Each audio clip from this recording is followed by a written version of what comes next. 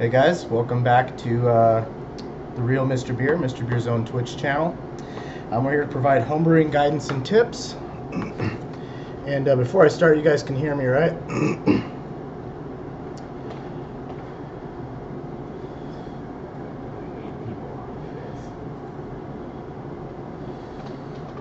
Alright, anyway, since nobody's saying anything, I'm assuming you can hear me. We've been having some audio issues the past couple days. My name's Josh Ratliff. I'm a BJCP certified beer judge, brewmaster for Mr. Beer, and the store manager at Everything Homebrew here in Tucson, Arizona.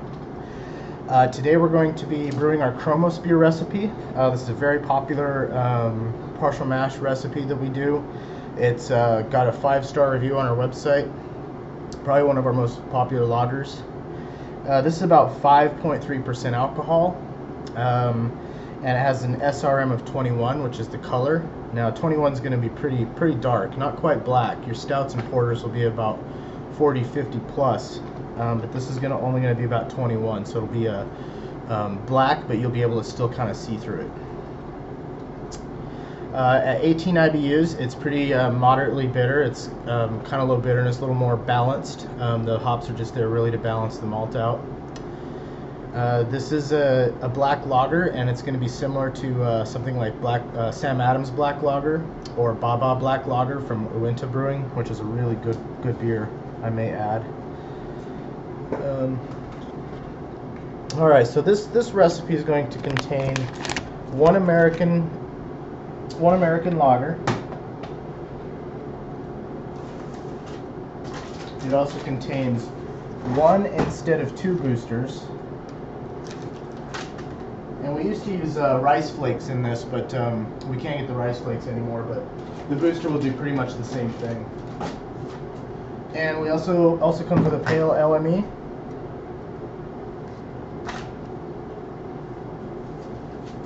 And a Saftlager S23. And this is a lager yeast, so you will have to ferment this at 45-55 degrees. We do have temperature controllers on our website for setting up an old fridge or something, so you can actually maintain a lagering fridge. This recipe also comes with a 2-row pale malt and 4-ounce black malt. What am I missing? Oh, right, hops. And it also comes with, is this 1 packet? Yeah, 1 packet of Mount Hood hops.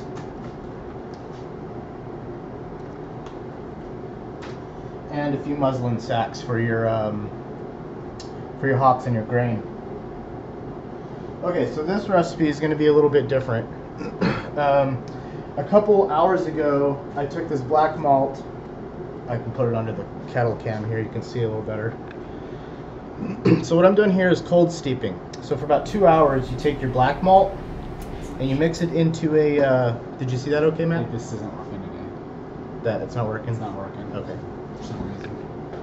That's okay. So I got this black malt here, and I put it in a muslin sack, put it in 2 cups of water, and it's been sitting like that for 2 hours.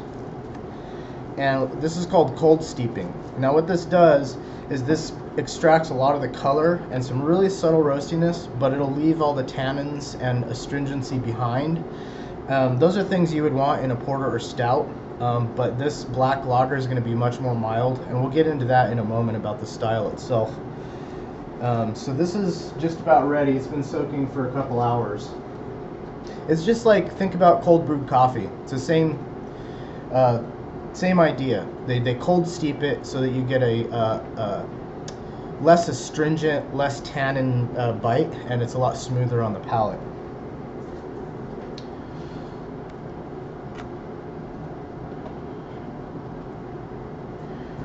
Okay, I'm going to go ahead and get this grain started, and then we'll talk about the other styles here. So I've got my 2-row grain. It's ready to go. Just going to put it in my muslin hop sack, or muslin grain sack in this case.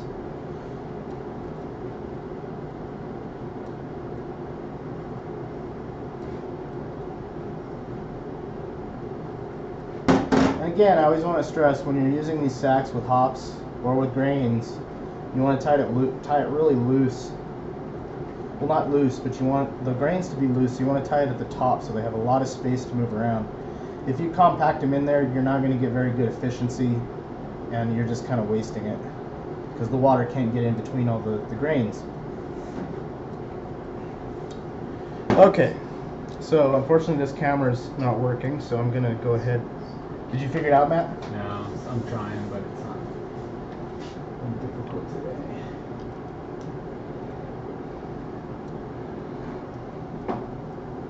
Alright, so I'll go ahead and just move the pot over here if I can. I'm just going to move this over to the second camera so you guys can at least kind of see.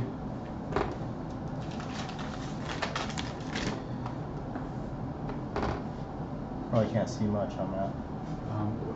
we can play with this one. Okay. Looking down. So I've got my pot with a thermometer on it, and you want to get your water up to about 165, no more than 165.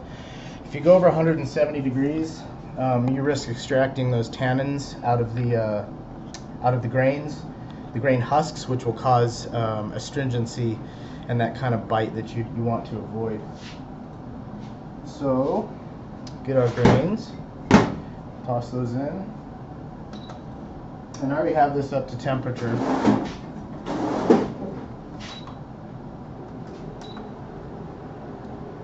Yeah, we're sitting at 155, that's perfect. And I'll keep that regulated for about 30 minutes. For sake of time, we may just go 15 minutes on it. So you want to stir that a little bit, and when you're adding the water in there, you want enough that's going to cover the grains. So if 4 cups isn't going to do it, you have a large amount of grains, you can go up at, add a couple extra cups, no more than 8 cups, so that you will ensure that the beer will still be at the right temperature for pitching yeast when you add your cold water and top it off.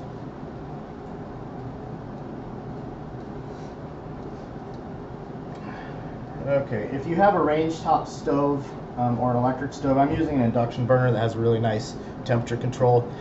So you really want to keep an eye on it, make sure you're not going too high in your temperature, and just try to keep it at that happy medium.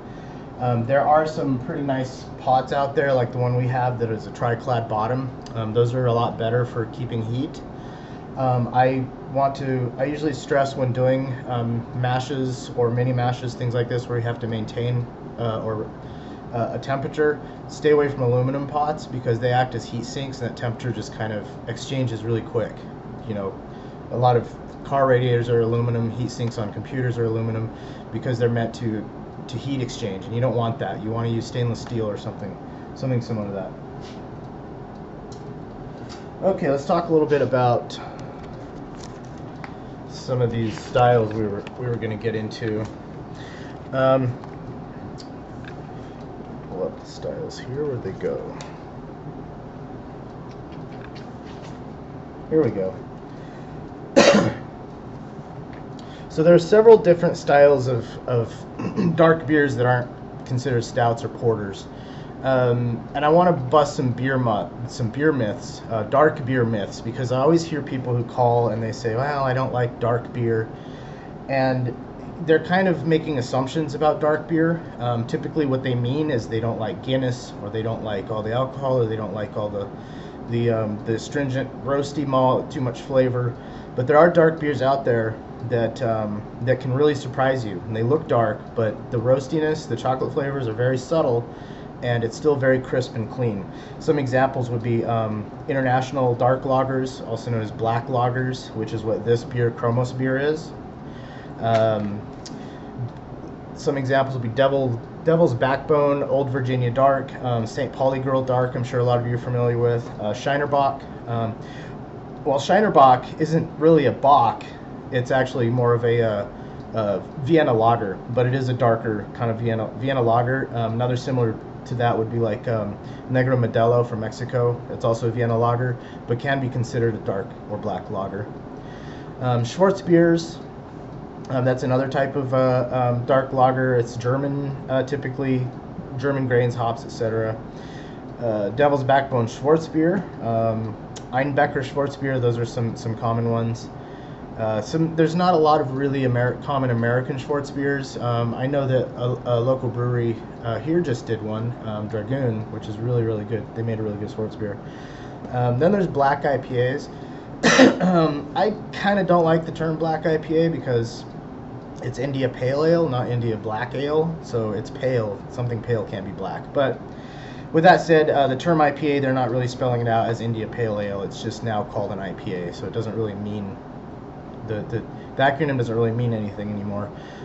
Some people, including myself, prefer to call them just black ales, or Cascadian Dark Ale is another common term because some of those black IPAs originated up from the Northwest.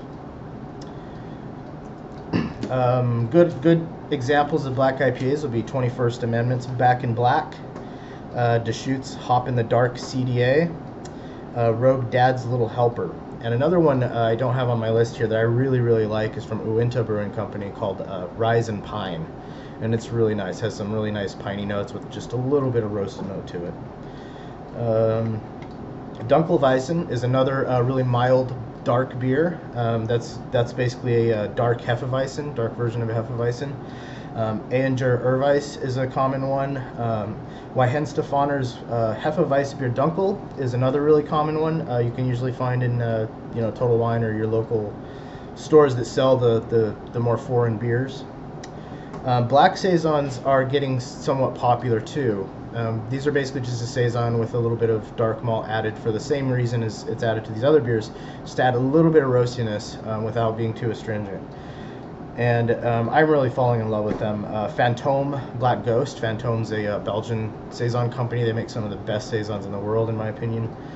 Their Black Ghost is fantastic. The Perfect Crime, which is a three-way collaboration between Evil Twin Brewing, Stillwater, and Stone Brewing Company. That's a really great beer too. I don't think that one's out anymore, unfortunately. I'd have to look for it. So some of the myths that people have about dark beers, the preconceptions that they have, are that light-colored beers are lower in alcohol and dark-colored beers are higher in alcohol. But Guinness, for example, is only like 4.2%. If you go to Ireland, get it out of the tap, it's about 4.2%. The Guinness Extra Stout is a little closer to 5.5. Color is not related to alcohol. It's only related to the malt content. And whether your beer calls for dark malt or very pale one, the yeast will metabolize sugar and produce alcohol regardless. In fact, adding dark malts, they have less sugar content than lighter malts.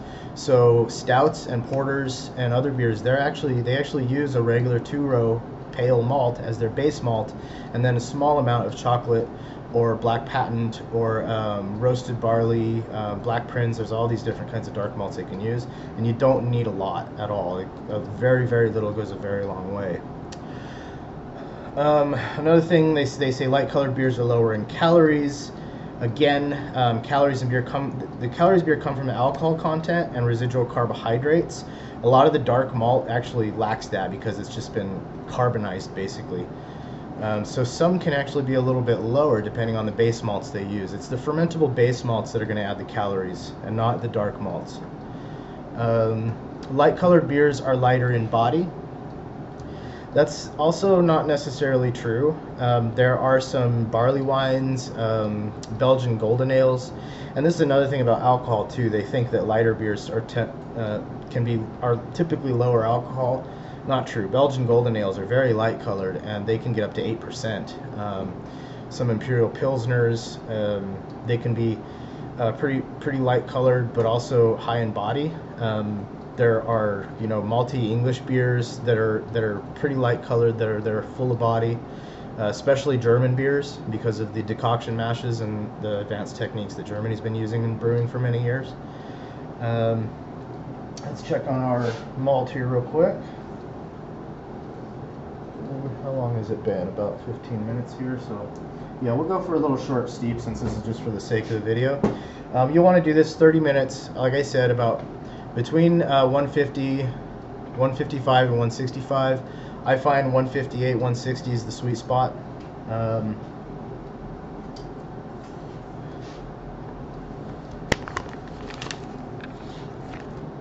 And since that's just about done, I'm going to go ahead and start prepping everything else. And I'm sure you guys know the deal from our from our past streams, especially our beginner streams, on how to open these. Using some scissors or knife to nip it. Just be really careful you don't cut yourself. A few spots will loosen it up a bit and make it a lot easier to come off. And it pops right off. Your yeast is under your lid. I'm going to set that aside because we're not going to be using this yeast today. We're going to be using a lager yeast.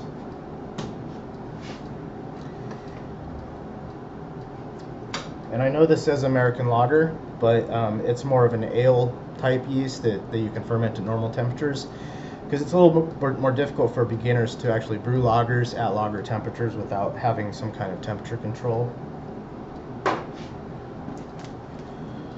Okay, water.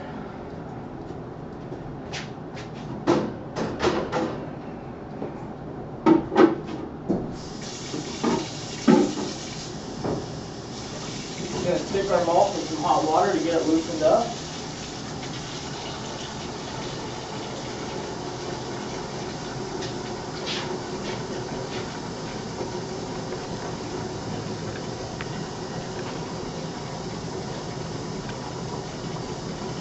And I also want to throw my pale liquid malt extract in there, because this is also liquid malt and you want to soften it up a little bit.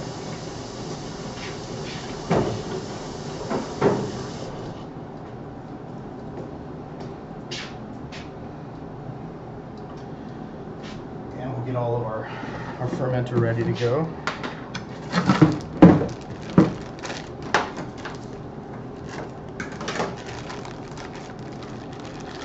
Brand new fermenter, brand new spigot.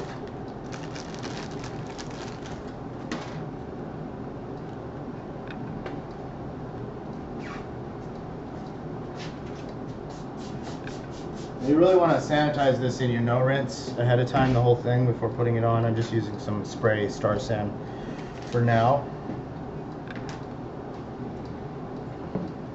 And as usual, that rubber washer goes on with the flat end towards the spigot, the tapered end towards the keg itself.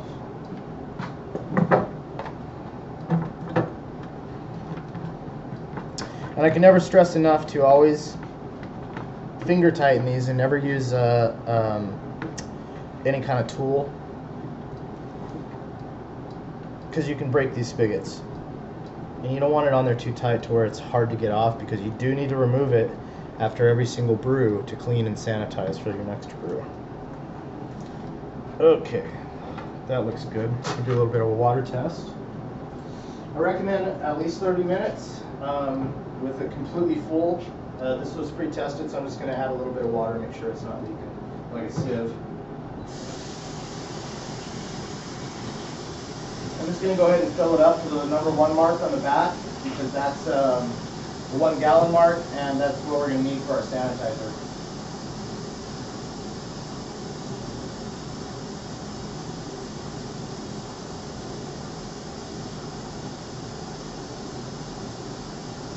Don't be afraid to ask some questions in the chat if you have any questions about this process or anything else beer related.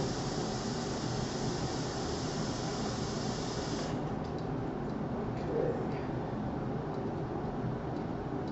Pretty leak free there.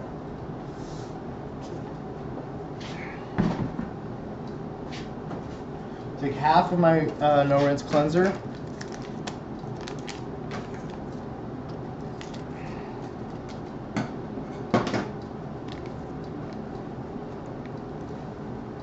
Roughly half. You can measure this if you want it to be precise. I've been doing these a lot, so I know pretty much where half is at.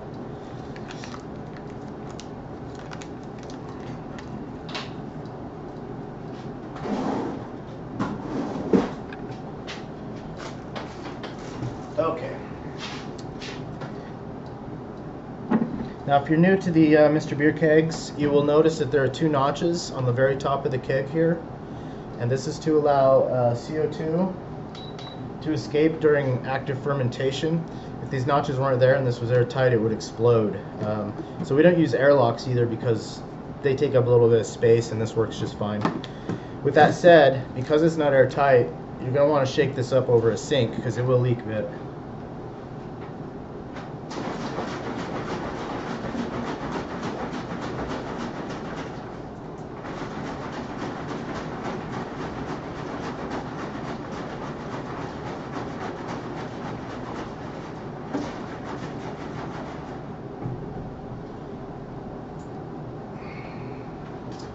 And we'll get our bowl. And we're going to run some sanitizer through this spigot. Just sanitize the inside of it. And again, it's good to take these spigots completely apart after you're done. Unlike our old spigots, these ones actually screw off, so you can completely disassemble it and get all that leftover yeast that might get stuck in there, pop particles, things like that. All right, go ahead and add this.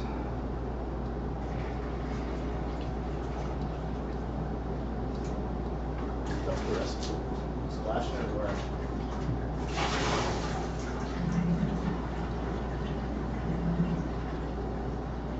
Okay, sanitized keg. Go ahead and put the lid on until we're ready.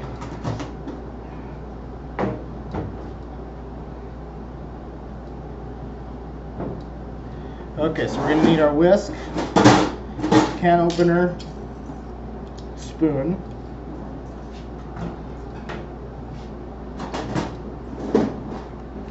Anything that's going to touch the cold beer or packages, opening packages like your scissors.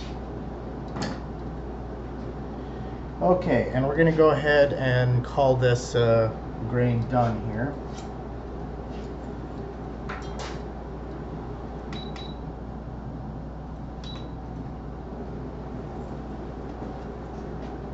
Alright, so what I'm going to do, I'm going to take a little colander, a little strainer, and a spoon. Can you see this on the camera, Matt? Okay, so I'm just kind of putting the grain in the colander there, in the strainer. And I'm going to take 1 cup of hot water.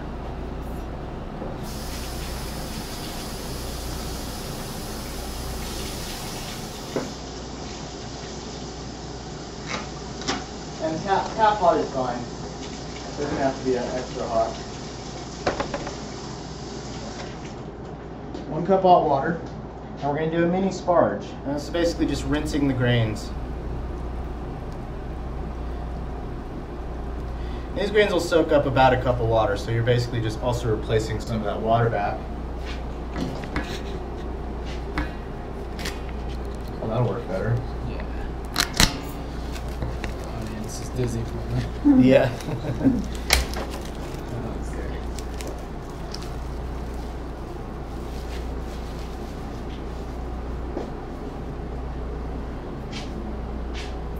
Okay, so you can see our black malt, that 2 cups of water got really black.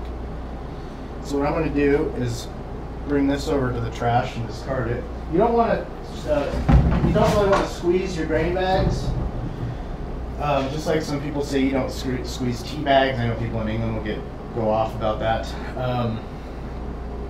But the reason why you don't want to squeeze it is because, again, it can extract some tannins from the husks when you do that, because they're really soft and those tannins will pop right out. Okay, I want to do this one. Alright, so I'm going to do the same thing with this bag.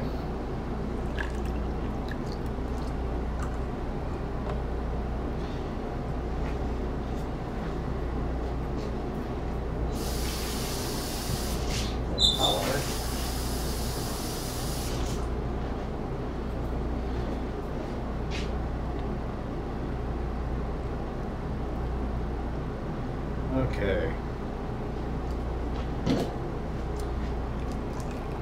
I'll let that drain a little bit.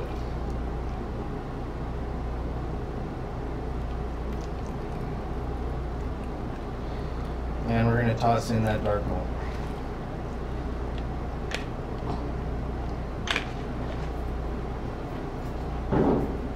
Alright. Okay, let me pull up the recipe here. I know I wrote it, but I still have to refer back.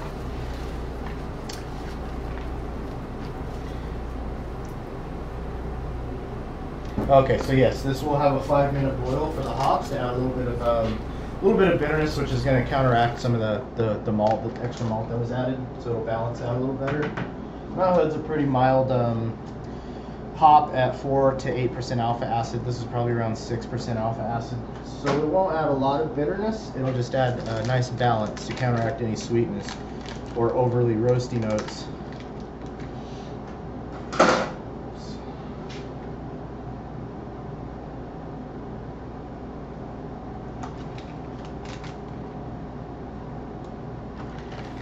Okay.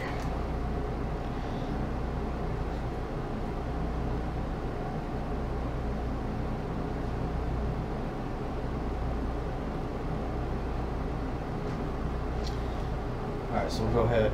Well, I should have waited till the boil started, but that's okay. Getting ahead of myself. But this should start boiling pretty quick.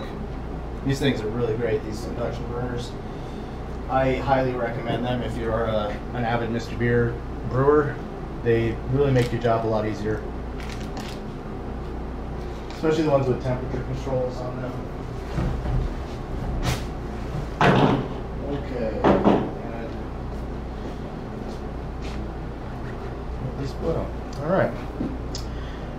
So, Sugar Fungus asked Josh, I missed the beginning. What is in the yellow bowl? So for those of you that are just joining us or a little bit late to the party, the yellow bowl, I had 4 ounces of black malt in there that I steeped 2 hours prior in cold water.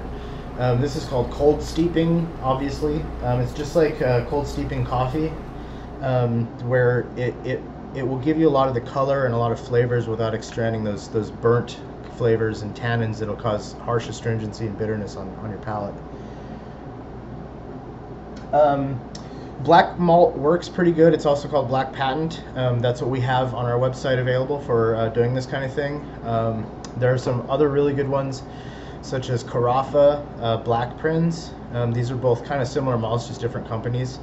And they're dehusked, so they have no husks to them. So those are also really great options if you want a little bit less of that burnt note. Another one, especially if you're doing like a Dunkelweizen, a dark wheat beer, there's a grain called Midnight Wheat. It's also a dehusked roasted wheat that'll do the same thing while keeping, you know, the wheat characters and everything. Sugar Fungus, can you do cold steeping with other malts?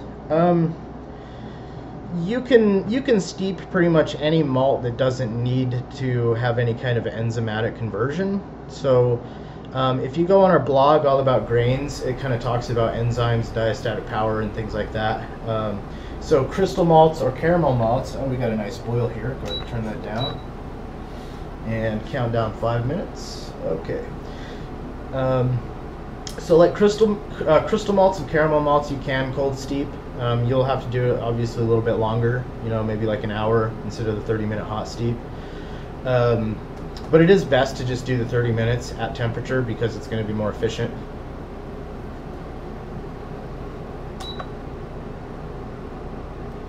Alright, I love the temperature controls on these things. Alright, so it's got a nice roasty aroma, but it's not like, if I was doing a stout or a porter, it would be really, really strong roast in the nose, like burnt coffee almost. Okay, let's set all of these away.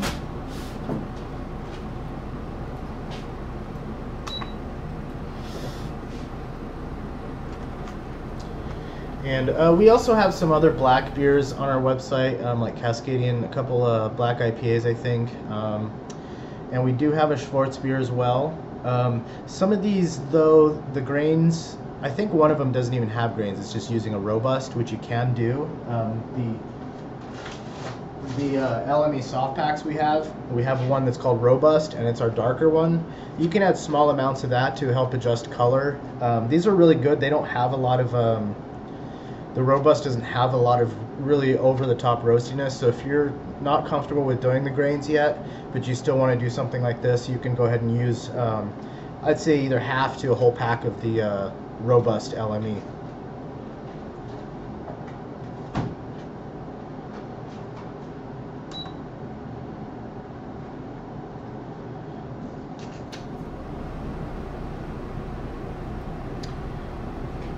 Oh, and tomorrow we're going to be doing our advanced stream again, and I'm going to take off from where I missed last week. We're going to be talking about lautering and sparging.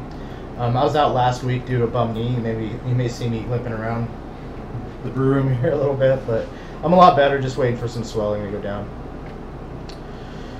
Sugar Funks asks, what LME would go good with all of the Mr.Beer refills? Pale?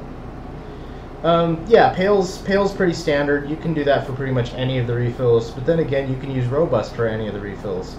For example, Classic American Light, Canadian Blonde, Aztec Cerveza, the Czech Pilsner, any of those lighter beers, if you add a Robust LME to it, it's going to become a red ale, which is pretty cool. It'll give you a little bit of... you may not want to add the whole bag, maybe half of it, but it'll give you a little bit of a red color with a really subtle roasted notes. You can do that with grains too. So if you wanted to do this just like a regular lager with a little bit darker amber notes, then you would just scale back the black patent. I would probably only do like 1 to maybe even 2 ounces for an hour cold steep, and that'll just give you really subtle color and notes. Needing more beer, Josh? That helps with bum knees. Probably less beer so I don't keep screwing my knees up. Okay, so that's pretty much ready. It's been about 5 minutes since I added the hops. So I'm going to go ahead and turn this off. And grab an extract.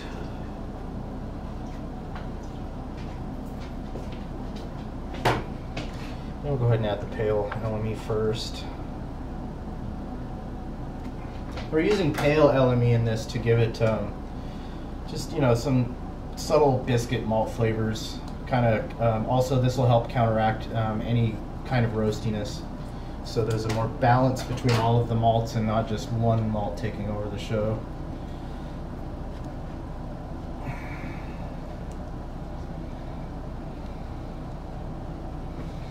Oh, it's slippery. And these can be kind of a pain to empty, but you know, just do like a toothpaste tube. Of course, heating it up in water definitely helps. Ooh. You don't want to put it in too hot water though. Just your tap temperature. If it's really hot, just make sure it's warm, because hot temperatures will darken your malt a bit. Now, of course, in this recipe, that's sort of a moot point because it's going to be black anyway.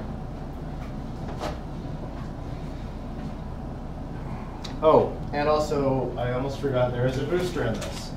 And I'm sure you guys know how I like to add the booster while the water's cold, because it won't stick to the bottom.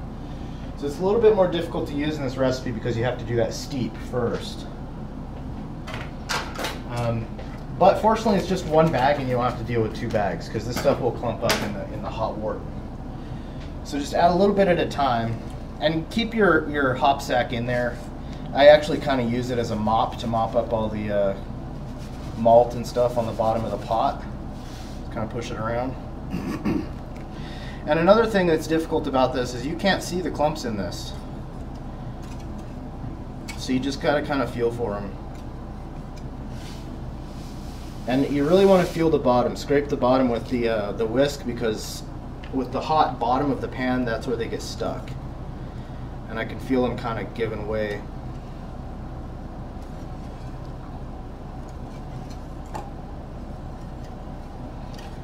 The fresher your booster is, also I've noticed the faster it will dissolve. This is probably a pretty fresh booster. Because over time humidity will penetrate the bag and cause it to be hard. So you may have seen older boosters that are just big solid blocks. Be patient with those, they will still dissolve. You just got to kind of break them up and just, you know, patience is key. Patience is always key in brewing.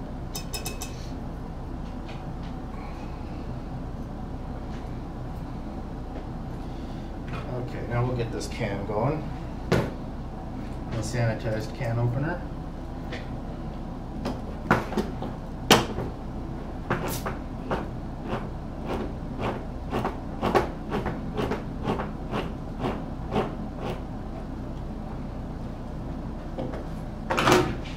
Oops.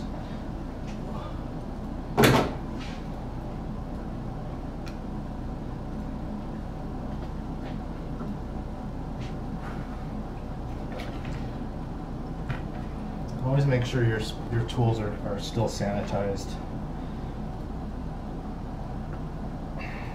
If you set it elsewhere in an unsanitized spot, pick it up, re-clean it, and sanitize it again. It wants to come off.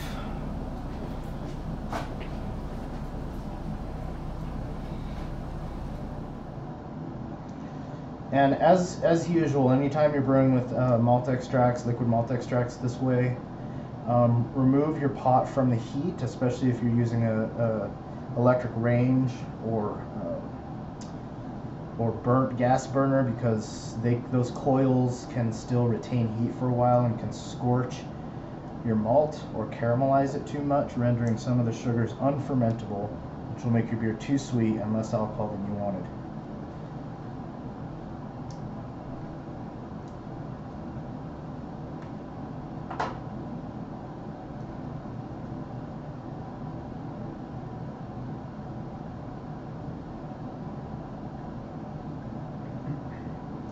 You just want to keep stirring this until you're not getting any more malt on your spoon.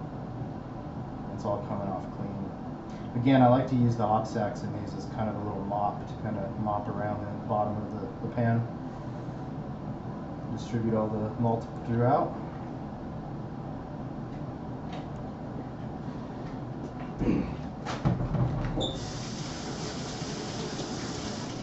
As you can see, my pot, I probably should have used a little bit bigger pot, but luckily there's just enough space.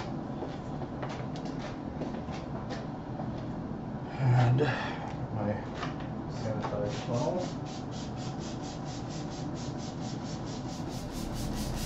Again, I'm using a Star San solution, which you can put in bottles. You can't really do that with the no rinse. So you want to pre-sanitize with your no rinse with your funnel.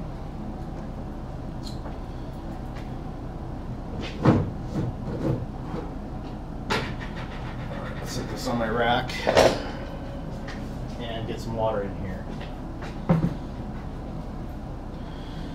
So with all of our recipes, it's always best to use cold refrigerated water because when you pour that hot water in there, you want the temperature, the overall temperature, to equalize to about 65-70 degrees, which is where you want the yeast to start fermenting. If it's too hot, the yeast can cause off flavors such as acetaldehyde and such.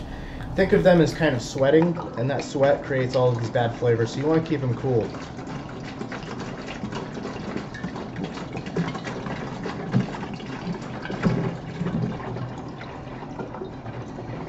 So 1 gallon on the bottom, your wort on top, and then top off to the 2-gallon mark.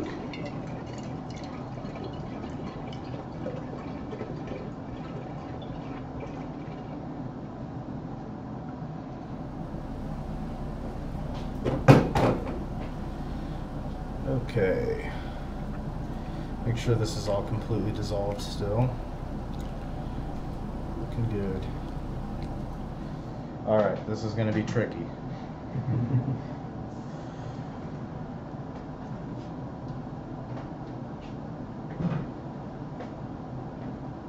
Okay, be careful with hot pots. This isn't too hot, fortunately.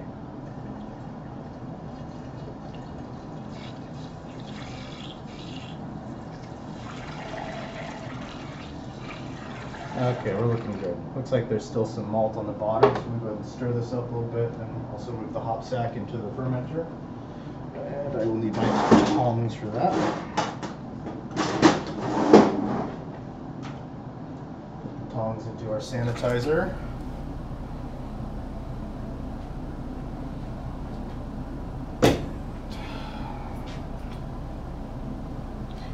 Use my whisk and get all that stuff off the bottom. Now that I got more space in this pot, I can really stir it and splash it everywhere. Okay, and there I am making a mess. Okay, and very carefully transfer it over. Okay. And pour the rest of our wort in.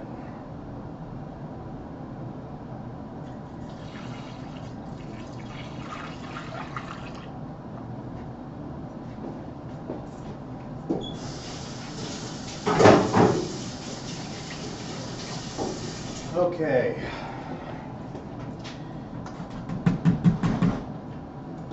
Finally, we're going to go ahead and top this off with another gallon of water. Not a total gallon, but up to the 2-gallon mark here on the back of your keg. If you have the older kegs, the number 1 gallon is going to be a 4-quart mark, and the 2 mark we have will be your 8-quart mark. Those are our older kegs. We simplified it just with a 1 and a 2 over the past couple of years.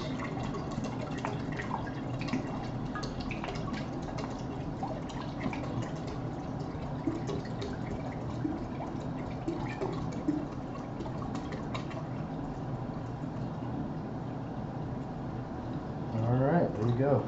At the number 2 mark.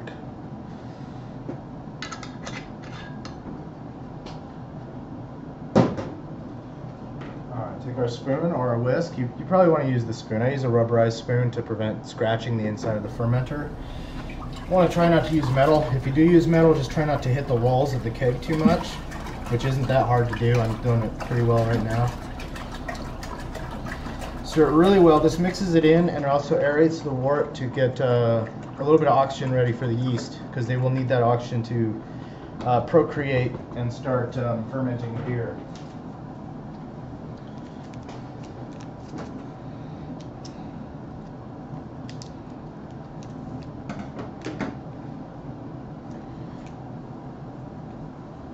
Okay, and this, again, this is a lager yeast, so you're going to want to ferment this 45 to 55 degrees, and there is no 2 to 3 weeks with these beers. You have to ferment it 3 weeks.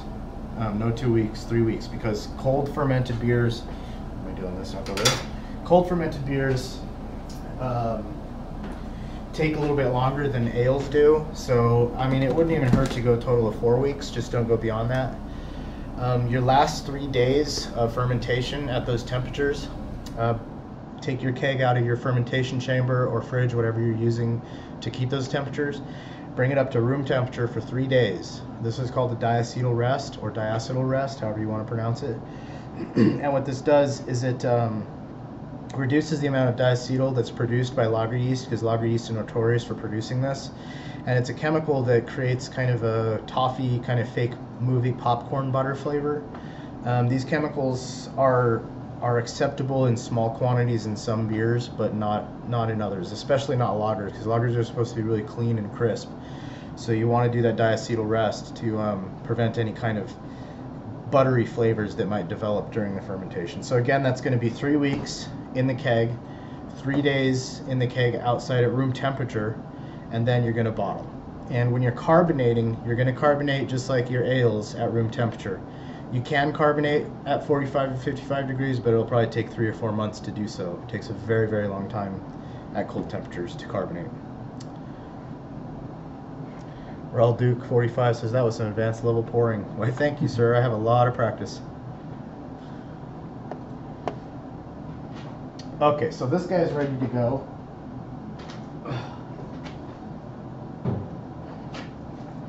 And I actually recall on the reviews for that recipe, everybody pretty much gave it 5 stars, said it's great. One guy said he wished there was a little bit more head retention to it. There are a couple ways you can do that if you want to alter the recipe. One way would be maybe instead of the pale LME that you're adding, use a golden LME.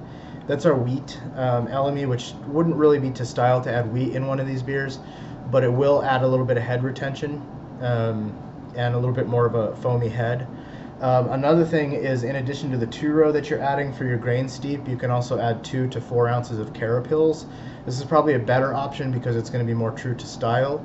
And carapils is a dextrin malt that's full of maltodextrin, so it'll also add some extra body, and it'll also give you really great head retention. Raul Duke said, should I condition this or is it best fresh?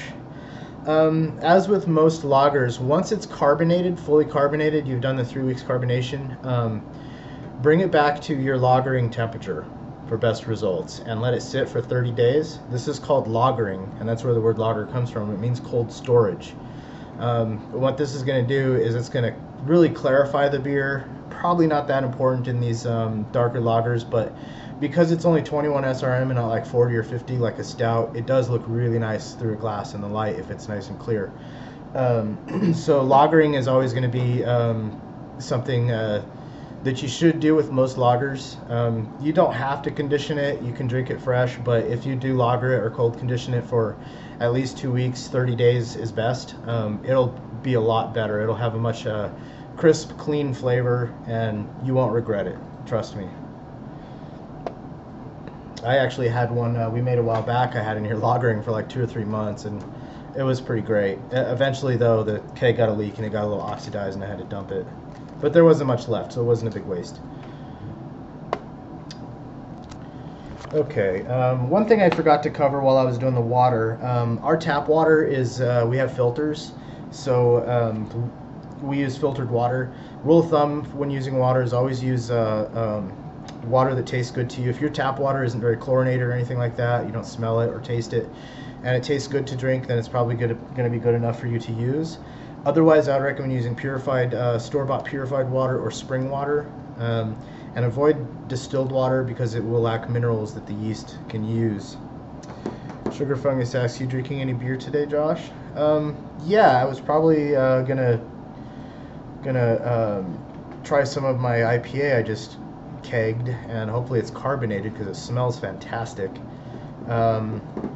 And also have a can of Boomtown IPA from Tombstone Brewing Company. It's a collaboration between Tombstone Brewing Company and Hermano's craft beer bar and restaurant here in Tucson. Eric Ehrman owns Hermano's. He's a really great guy, good friend of mine. And Weedy Wiedenthal is the great name, I know. He's the brewer at Tombstone Brewing Company, and he's also a good friend.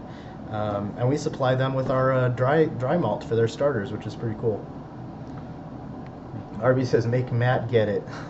You want to show it? The beer? Oh yeah, grab the. Where is it? It should be in the chest freezer there.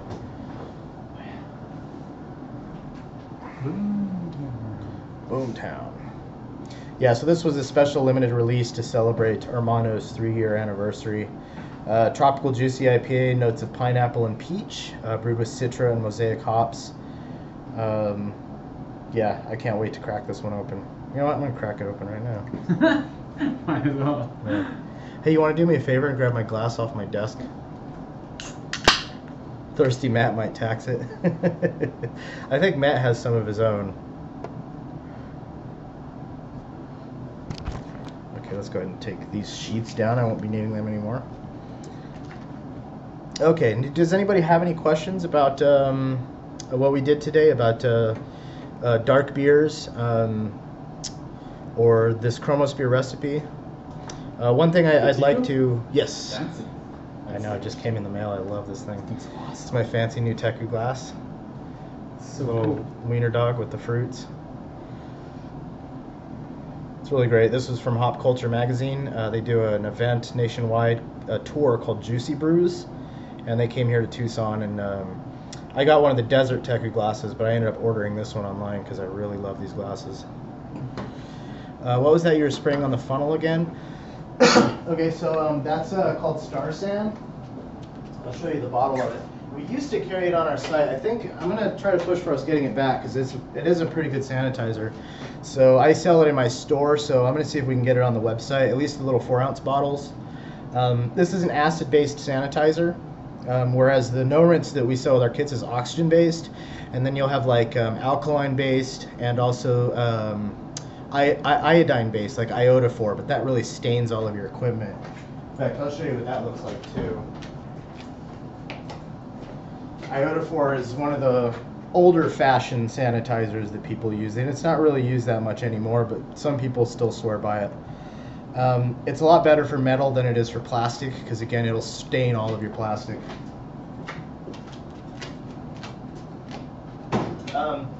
But the great thing about Star Sand is that you can add a solution, and this will last a very, very long time, because you add like, you know, I think it's like 10 milliliters into a gallon and shake it up, and it'll last a few months.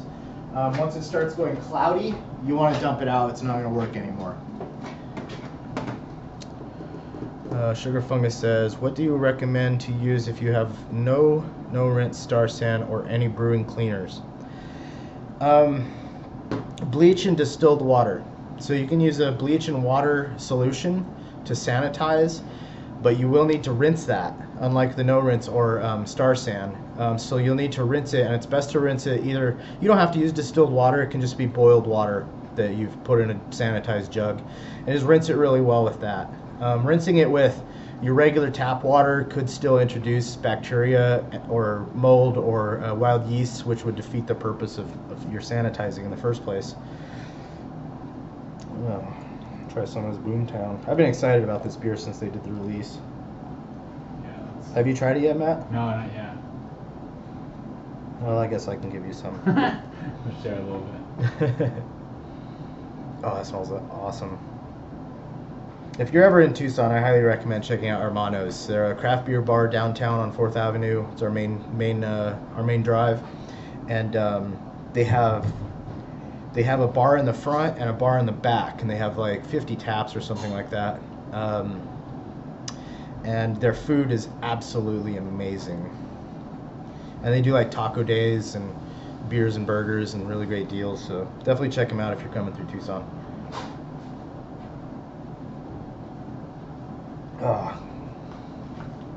Oh yeah, that is damn good. I'm gonna pour Matt a little bit. A little tasty. Yeah, Weedy makes some good beers. Thank you, sir.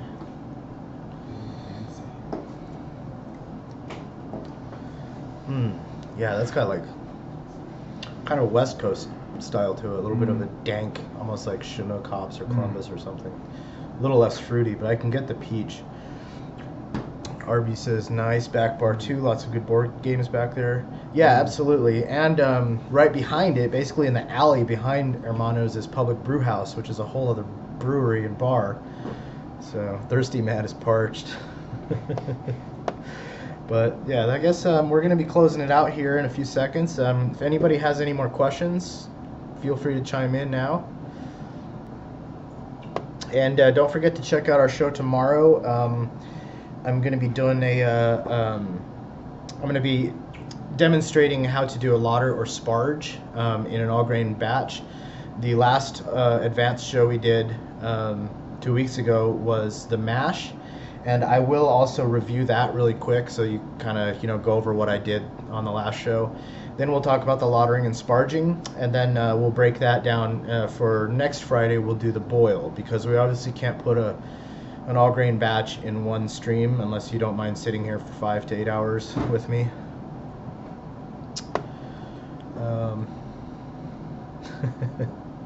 Okay, guys, no sassing each other.